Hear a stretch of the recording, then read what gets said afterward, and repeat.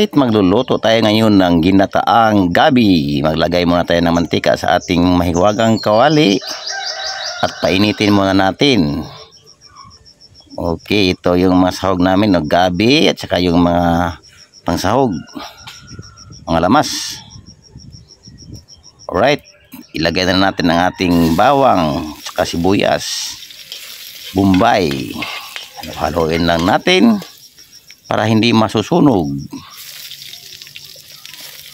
Wow, ang bango sa mga panakot sa mga sahog, mga ricado, lamas. Arumang-aroma ang dating, amoy-amoy niyang bango-bango. Ilagay na natin yung unang yung pangalawang piga na gata. Ilagay na natin yan.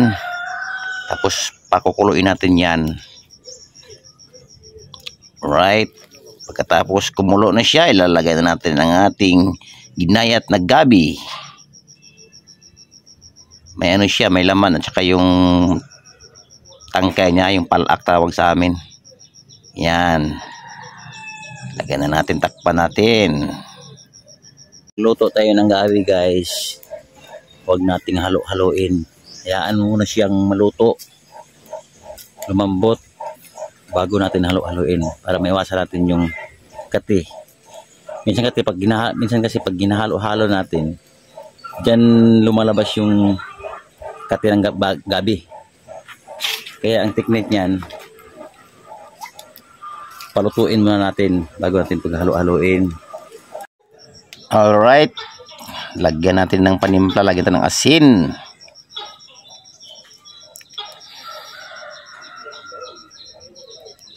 Okay, tsantsahin lang natin yung panimpla natin. Depende na sa atin kung anong gustong lasa natin, alat ba o medyo matabang.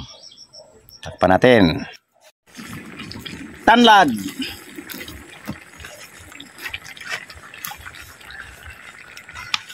Yan guys, pwede rin yung haluin kasi ano na siya, luto na siya eh, mambot na siya.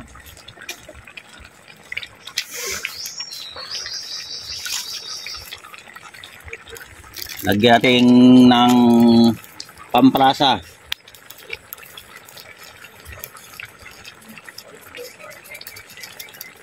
Marami-rami bitsin kasi marami din to eh.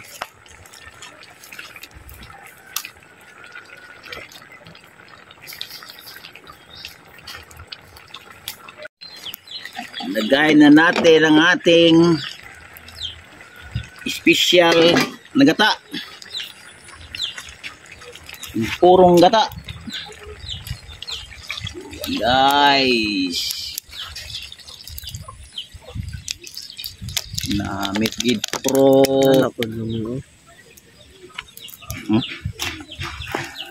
Pag halo-haloin natin,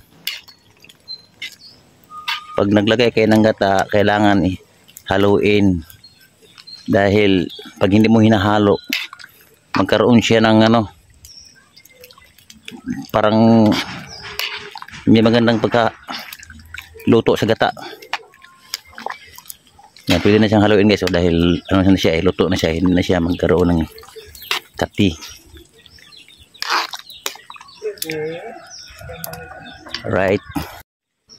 Alright, almost cooked na siya. Lagyan natin itong hiniwang string onion, sibuyas dahon.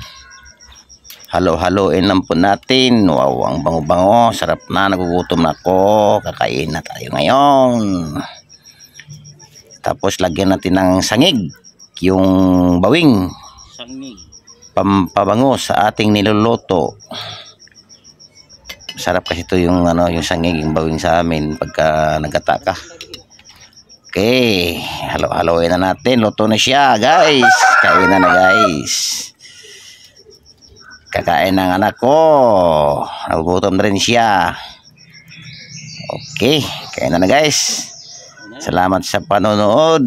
Thank you for watching, guys. Don't forget to subscribe our channel, Anford Adventure, and click the notification bell for more videos upload.